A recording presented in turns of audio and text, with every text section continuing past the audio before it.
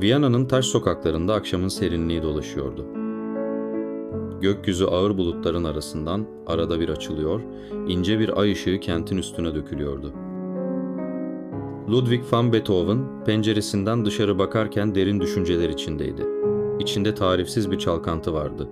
Hem deha ateşiyle yanıyor, hem de yalnızlığın buz gibi karanlığını yaşıyordu. Henüz 30'larının başında ama kulaklarında duyduğu uğultular artık inkar edilemez bir gerçeğe dönüşüyordu. Yavaş yavaş işitme gücünü kaybediyordu. Bir besteci için bundan daha büyük bir trajedi olamazdı. Beethoven bu yıkıcı kader karşısında zaman zaman öfkeye kapılıyor, bazen de gözleri uzaklara dalıp giden sessiz bir hüzne bürünüyordu. İşte Ay Işığı Sonatı'nın tohumu da böyle bir iç fırtınanın toprağına düşmüştü. Beethoven'ın çevresinde aristokrat ailelerin salonları, zarif davetler ve genç soylu kadınların göz kamaştıran varlıkları vardı. O dönem Beethoven'ın kalbini çarpıtan isimlerden biri de Kontes Giulietta Guicciardi'ydi. Ona piyano dersleri veriyor, her derste notaların arasına sakladığı duygularını dile getirmenin yolunu buluyordu. Beethoven'ın gözünde Giulietta sadece zarif bir öğrenci değil, aynı zamanda ilhamın vücut bulmuş haliydi. Ne var ki aralarındaki bağ hiçbir zaman eşit bir zeminde değildi. Beethoven bir dehaydı ama soylu değildi. Kendisini aristokrat çevrenin duvarlarıyla çevrelenmiş hissediyor, Giulietta'ya olan aşkını büyük ölçüde sessizce yaşıyordu. İşte bu sessizlik, sonradan birinci bölümün hüzünlü, ağır ve dalgalı akorlarına dönüşecekti. Bir gece, Beethoven Viyana'nın kenarında, göl kıyısında yürüyüşe çıktı. Ay bulutların arasından yüzünü gösteriyor, suyun üstüne titrek ışıklar düşürüyordu. Rüzgarla birlikte dalgalar hafifçe kıpırdıyor, sanki gökyüzüyle yeryüzü arasında gizli bir konuşma oluyordu. Beethoven bu manzaranın karşısında büyülenmişti. Zihninde ağır ağır bir melodi dolaşmaya başladı.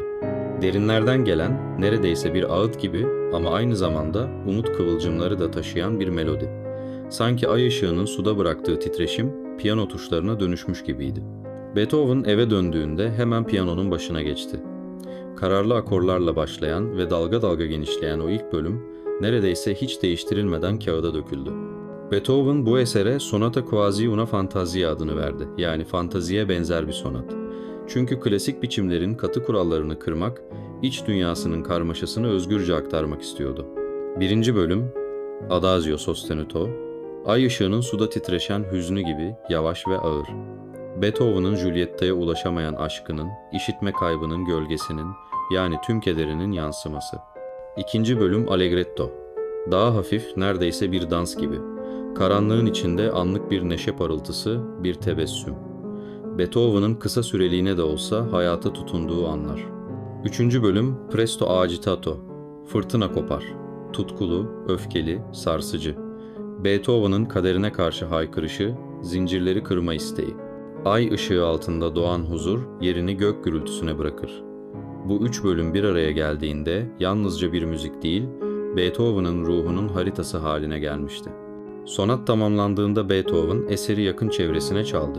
Dinleyenler özellikle birinci bölümün alışılmış sonat formundan farklı oluşuna şaşırdı. Ama aynı zamanda büyülenmişlerdi. Çünkü o ağır ritim sanki doğrudan insanın kalbine dokunuyordu. Eser kısa sürede Viyana'da yayıldı. Yıllar sonra ünlü eleştirmen Ludwig Rellstab, birinci bölümü ay ışığının göl üzerindeki parıltısına benzetti. O günden sonra sonat, Ay Işığı Sonatı adıyla anılmaya başladı. Beethoven'ın kendisi bu ismi hiç kullanmamış olsa da, halkın hafızasında eserin özüyle bütünleşti.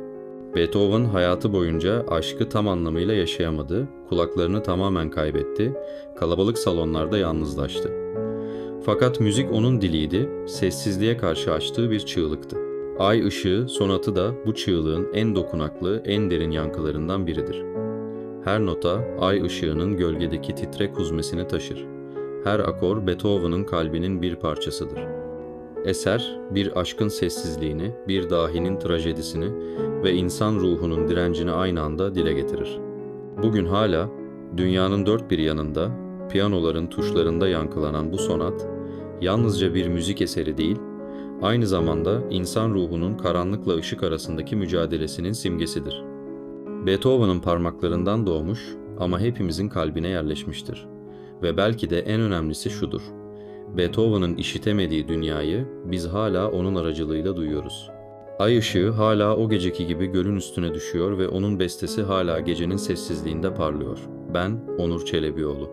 Beni dinlediğiniz için teşekkür ederim. Videoyu beğenip kanala abone olmayı unutmayın. Haftaya tarihten yeni bir portreyle görüşmek üzere.